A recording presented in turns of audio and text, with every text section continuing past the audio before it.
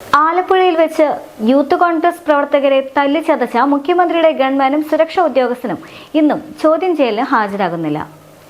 ഇന്ന് രാവിലെ 10 മണിയോടെ ഹാജരാകാനായിരുന്നു പോലീസിന്റെ നിർദ്ദേശം. പക്ഷേ ഇരുവരും ഹാജരാകാൻ സാധിക്കില്ല എന്ന് ഇന്ന് 9:15 പോലീസിനെ മെയിൽ വഴി അറിയിക്കുകയായിരുന്നു.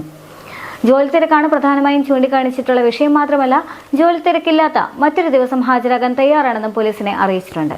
പോലീസ് ഇക്കാര്യമെല്ലാം സമ്മതിച്ചിട്ടുമുണ്ട്. അതുകൊണ്ട് തന്നെ അടുത്ത ആഴ്ചയിലേക്ക് വീണ്ടും ചോദ്യം ചെയ്യൽ നീട്ടിവെക്കാനാണ് ഇപ്പോൾ പോലീസിന്റെ നീക്കം. കഴിഞ്ഞ 1 മാസം മുൻപാണ് നവകേരള സദസ്സുമായി ബന്ധപ്പെട്ടുകൊണ്ട് മുഖ്യമന്ത്രി പിണറായി വിജയനെതിരെ യൂത്ത് കോൺഗ്രസ് പ്രവർത്തകർ കരിങ്കൊടി പ്രതിഷേധം നടത്തിയിട്ടുണ്ടായിരുന്നത്. ഈ കരിങ്കൊടി പ്രതിഷേധം അങ്ങ് കാസർഗോഡ് മുതൽ തിരുവനന്തപുരം വരെ നീണ്ടുനിന്നു എന്നുള്ളതായിരുന്നു അതിലെ വസ്തുത. പക്ഷേ ആലപ്പുഴ ജില്ലയിൽ വെച്ച് കരിങ്കൊടിയുമായി പ്രതിഷേധിച്ച യൂത്ത് കോൺഗ്രസിന്റെ പ്രവർത്തകരെയാണ് ഗൺമാൻ അടക്കം ഇറങ്ങി വന്ന് ആക്രമിച്ചത്.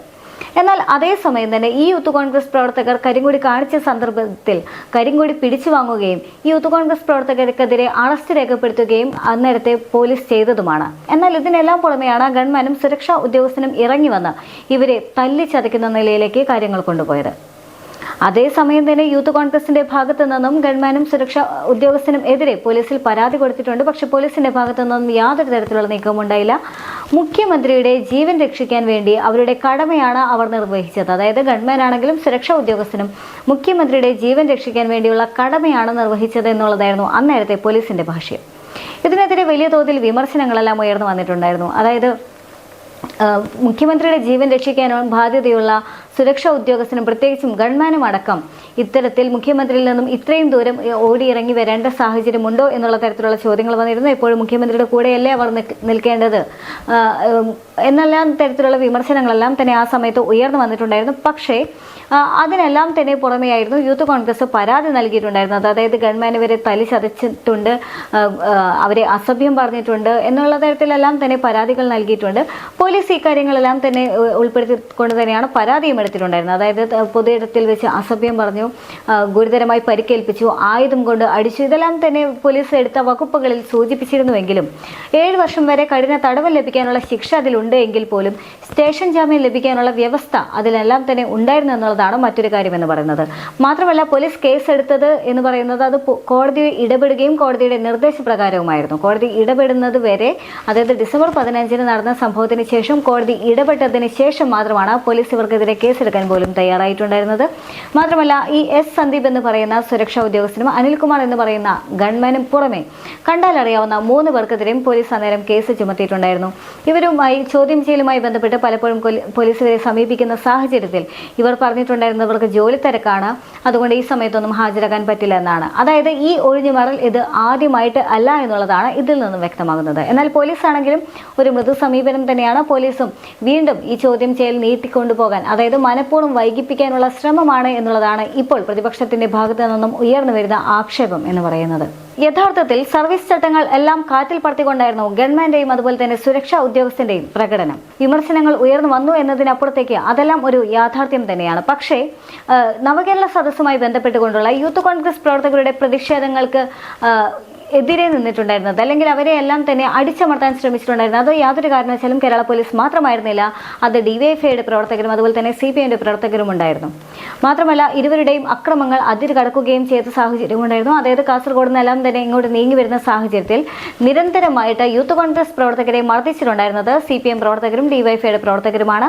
ആ ദൃശ്യങ്ങളെല്ലാം തന്നെ എല്ലാവരും മാധ്യമങ്ങളിലൂടെ കണ്ടതുമാണ്. നവകേരള സദസ്സുമായി ബന്ധപ്പെട്ടുകൊണ്ട് തന്നെ, അതായത് ഈ ഗവൺമെന്റിന്റെയും അതുപോലെ തന്നെ സുരക്ഷാ ഉദ്യോഗസ്ഥന്റെയും എതിരെ വലിയ രീതിയിലുള്ള ആക്ഷേപങ്ങൾ ഉയർന്നു വന്നിട്ടുണ്ടായിരുന്നു. അതേ സാഹചര്യത്തിൽ മുഖ്യമന്ത്രിയോട് ഇതേപറ്റിയുള്ള പ്രതികരണം ചോദിച്ച സമയത്ത് അദ്ദേഹം പറഞ്ഞത് താൻ ഇതൊന്നും തന്നെ അറിഞ്ഞിട്ടില്ല എന്നാണ്. പക്ഷേ അന്നേ ദിവസം തന്നെ ഗവൺമെന്റും സുരക്ഷാ ഉദ്യോഗസ്ഥനും ഇറങ്ങി വന്ന യൂത്ത് കോൺഗ്രസ് പ്രവർത്തകരെ തല്ലിച്ചതയ്ക്കുന്ന, വെറും മർദ്ദിക്കലായിരുന്നില്ല, തല്ലിച്ചതയ്ക്കുന്ന ദൃശ്യങ്ങൾ സമൂഹ മാധ്യമങ്ങൾ വഴിയാണെങ്കിലും മാധ്യമങ്ങൾ വഴിയാണെങ്കിലും ഏവരും കണ്ടതാണ്. അത്രയധികം ചർച്ച ചെയ്യപ്പെട്ട വിഷയമാണ്. പക്ഷേ മുഖ്യമന്ത്രി പിണറായി വിജയൻ പറഞ്ഞത് താൻ ഇതൊന്നും അറിഞ്ഞിട്ടില്ല, തനിക്ക് അതിനെപ്പറ്റി ഒന്നും അറിയില്ല എന്നാണ്. പിന്നീട് ദിവസങ്ങൾ കടന്നുപോയതിനു ശേഷവും മുഖ്യമന്ത്രിയുടെ ഭാഗത്തു നിന്നും ഇതേക്കുറിച്ചുള്ള യാതൊരു തരത്തിലുള്ള വിശകലനങ്ങളും വന്നിട്ടുണ്ടായിരുന്നില്ല എന്നുള്ളതാണ് മറ്റ് ശ്രദ്ധേയമായ ഒരു കാര്യം എന്ന് പറയുന്നത്. മാത്രമല്ല, പലപ്പോഴായി മുഖ്യമന്ത്രിയുടെ ഈ യാത്രയുമായി ബന്ധപ്പെട്ടുകൊണ്ട് പലയിടങ്ങളിലും അതായത് ഓരോ ദിവസവും ഓരോ മണ്ഡലം കടന്നു പോകുന്ന സാഹചര്യത്തിലും യൂത്ത് കോൺഗ്രസ് പ്രവർത്തകരുടെ പ്രതിഷേധ പ്രകടനങ്ങൾ ഉണ്ടായിരുന്നു.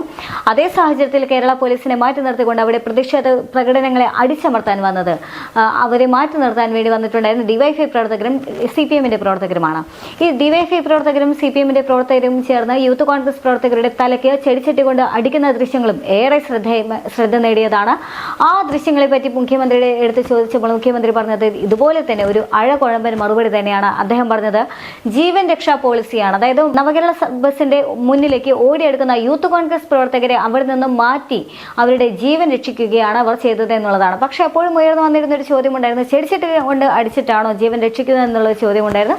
പക്ഷേ മുഖ്യമന്ത്രി പിണറായി വിജയൻ അത് മനഃപൂർവ്വം തള്ളിക്കളഞ്ഞുകൊണ്ടായിരുന്നു അന്നേരം അതിന് പ്രതികരിച്ചിട്ടുണ്ടായിരുന്നത്. അതിനുശേഷമാണെങ്കിലും MLA അടക്കം തോട്ടിലേക്ക് പോലും വലിച്ചെറിയുന്ന സാഹചര്യങ്ങളുണ്ടായിരുന്നു. വലിയ രീതിയിലുള്ള സംഘർഷങ്ങളായിരുന്നു അന്ന് CPM-ന്റെ പ്രവർത്തകരാണെങ്കിലും DYFI-യുടെ പ്രവർത്തകരാണെങ്കിലും കാഴ്ചവെച്ചിട്ടുണ്ടായിരുന്നത്. പക്ഷേ ഇതേക്കുറിച്ചൊന്നും തന്നെ മുഖ്യമന്ത്രി ഔദ്യോഗികമായി ഒരു വിശദീകരണം നൽകിയിട്ടുണ്ടായിരുന്നില്ല. ചോദിക്കുമ്പോഴെല്ലാം തന്നെ അദ്ദേഹം ഒഴിഞ്ഞു മാറുന്ന സാഹചര്യമായിരുന്നു. മാത്രമല്ല മറ്റ് മന്ത്രിമാരാണെങ്കിലും അല്ലെങ്കിൽ CPM അനുകൂലികളാണെങ്കിലും എല്ലാം തന്നെ മുഖ്യമന്ത്രിയുടെ ഈ ജീവൻ രക്ഷാ പോളിസിയോട് അനുകൂലിക്കുന്ന നിലപാട് തന്നെയാണ് സ്വീകരിച്ചിട്ടുണ്ടായിരുന്നത്. ഇതുകൊണ്ടെല്ലാം തന്നെ പ്രതിപക്ഷ നേതാവ് തിരിച്ചടിക്കുമെന്നെല്ലാം പറഞ്ഞിട്ടുണ്ടായിരുന്നു. ഇതിനുശേഷമാണ് മുഖ്യമന്ത്രി പിണറായി വിജയന്റെ നവകേരള സദസ്സ്. മുഖ്യമന്ത്രി പിണറായി വിജയനും ബാക്കി 20 മന്ത്രിമാരും ചേർന്നുള്ള 140 മണ്ഡലങ്ങൾ സന്ദർശിച്ച ആ നവകേരള സദസ്സ് തിരുവനന്തപുരത്ത് പൂർത്തിയാകുന്ന ദിവസം K. സുരേന്ദ്രനും VD സതീശനും അടക്കം പ്രതിഷേധ സമ്മേളനമെല്ലാം തന്നെ വിളിച്ചു ചേർക്കുന്ന സാഹചര്യമുണ്ടായിരുന്നു. പക്ഷേ അവിടെയും ആ പ്രതിഷേധങ്ങളെല്ലാം തന്നെ പോലീസിന്റെ ഗ്രനേഡ് പ്രയോഗത്തിലെല്ലാം തന്നെ മുങ്ങിപ്പോയി എന്നുള്ളതാണ് മറ്റൊരു വാസ്തവം എന്ന് പറയുന്നത്. അതായത് ഇത്രയധികം കോളിളക്കങ്ങൾ സൃഷ്ടിച്ച സംഭവമായിരുന്നു ഇത്. പക്ഷേ ഇതേ സാഹചര്യത്തിൽ ഗവൺമെൻ പോലും ഇറങ്ങി വന്ന് അടിക്കുന്ന വിശേഷമായിരുന്നു ആലപ്പുഴയിൽ കണ്ടിട്ടുണ്ടായിരുന്നത്. ഇതിനെതിരെയാണ് പോലീസ്, അതായത് ആദ്യം മുതലാണെങ്കിൽ DYFI പ്രവർത്തകരുടെ ആണെങ്കിൽ അതുപോലെ തന്നെ CPM പ്രവർത്തകരുടെ ആണെങ്കിലും എല്ലാ പ്രതിഷേധങ്ങൾ നടക്കുന്ന സാഹചര്യത്തിലും അവർ അധികാരം കൈയാളുന്ന സമയത്ത്, അവർ ക്രമസമാധാനത്തെ ചോദ്യം ചെയ്യുന്ന സമയത്ത് പോലും പോലീസുകാരുടെ ഭാഗത്തു നിന്ന് യാതൊരു തരത്തിലുള്ള പ്രതികരണവും ഉണ്ടായിരുന്നില്ല. DYFI പ്രവർത്തകരെ അറസ്റ്റ് ചെയ്യുകയോ അല്ലെങ്കിൽ അവരെ ചോദ്യം ചെയ്യുന്ന തരത്തിലേക്കൊന്നും പോലീസുകാർ മുതിർന്നിരുന്നില്ല. ഒരു മൃദു സമീപനമായിരുന്നു DYFI പ്രവർത്തകരോട് അഥവാ CPM പ്രവർത്തകരോട് പോലീസ് കാണിച്ചിട്ടുണ്ടായിരുന്നത്. എന്നാൽ അതേസമയം തന്നെ യൂത്ത് കോൺഗ്രസ് പ്രവർത്തകരെ പോലീസ് തല്ലുന്നുണ്ടായിരുന്നു, അവരെ അറസ്റ്റ് ചെയ്ത് നീക്കുന്ന സാഹചര്യമെല്ലാം തന്നെ ഉണ്ടായിരുന്നു എന്നുള്ളതാണ്. അതായത് പോലീസിന്റെ വ്യക്തമായ ഇടപെടൽ ഇക്കാര്യങ്ങളിൽ പോലീസിന് ഒരു രാഷ്ട്രീയ നിലപാട് ഉണ്ട് എന്ന് വ്യക്തമാക്കുന്നതായിരുന്നു പോലീസിന്റെ അന്നേരത്തെ ചെയ്തികൾ മുഴുവൻ എന്നുള്ളതാണ് ഇതിൽ നിന്നെല്ലാം തന്നെ വായിച്ചെടുക്കാൻ സാധിക്കുന്നത്. ഇന്നിപ്പോൾ വീണ്ടും ചോദ്യം ചെയ്യലിന് ഹാജരാകാൻ അസൗകര്യമുണ്ടെന്ന് ഗവൺമെന്റും അതുപോലെ തന്നെ സുരക്ഷാ ഉദ്യോഗസ്ഥനും അറിയിക്കുന്ന സാഹചര്യം പോലീസ് വീണ്ടും അവധി നീട്ടിക്കൊടുക്കുകയാണ്, അടുത്ത ആഴ്ചത്തേക്ക് നീട്ടിവെക്കുകയാണ്. അതായത് പോലീസ് മനഃപൂർവ്വം ഇവരുടെ ഒരു ചോദ്യം ചെയ്യൽ നീട്ടിവെക്കുന്നതിന് അനുകൂലിക്കുന്ന ഒരു നിലപാട് പോലീസിന്റെ ഭാഗത്തു നിന്നുണ്ട് എന്നുള്ളതാണ് വിമർശനങ്ങൾ ഉയർന്നത്. അതായത് സ്വാഭാവികമായിട്ടും പോലീസിന് ഇവരെ ചോദ്യം ചെയ്യേണ്ട കാര്യമില്ല എന്നുള്ളൊരു മൃദു സമീപനം പോലീസിന് ഉണ്ട് എന്നുള്ളതാണ്. അതായത് ഇത്തരത്തിലുള്ള ഒരു ആക്ഷേപം വരാനുള്ള പ്രധാന കാരണം പോലീസ് ആദ്യമേ സ്വീകരിച്ച ഒരു നിലപാടാണ്. പോലീസ് ആദ്യം പറഞ്ഞിട്ടുണ്ടായിരുന്നത് മുഖ്യമന്ത്രിയുടെ ജീവൻ രക്ഷിക്കാൻ വേണ്ടിയാണ് എന്നുള്ളൊരു നിലപാടാണ്. അതിനുശേഷം ഇത്രയും പ്രതിഷേധമോ പരാതികളോ ഉണ്ടായിട്ട് പോലും പോലീസ് നടപടി സ്വീകരിച്ചിട്ടുണ്ടായിരുന്നില്ല. കോടതി ഇടപെട്ടതുകൊണ്ട് മാത്രമാണ്, അതും 1 മാസത്തിന് ശേഷം മാത്രമാണ് പോലീസ് നടപടി സ്വീകരിച്ചിട്ടുണ്ടായിരുന്നത്. ഇതേ സാഹചര്യത്തിൽ വീണ്ടും അവർ ചോദ്യം ചെയ്യാൻ തയ്യാറല്ല, ദിവസങ്ങൾ അല്ലെങ്കിൽ അവധികൾ ആവശ്യപ്പെടുന്ന സാഹചര്യത്തിൽ പോലീസ് അതെല്ലാം തന്നെ അംഗീകരിക്കുന്നുണ്ട് എന്ന് പറയുമ്പോൾ പോലീസും തീർച്ചയായിട്ടും ഇത്തരം ഒരു ചോദ്യം ചെയ്യലിനെ വീണ്ടും മനഃപൂർവ്വം വൈകിപ്പിക്കാൻ വേണ്ടി പോലീസും കൂട്ടുനിൽക്കുകയാണ് എന്നുള്ളൊരു ആരോപണമാണ് പ്രതിപക്ഷത്തിന്റെ ഭാഗത്തു നിന്നും ശക്തമാകുന്നത്.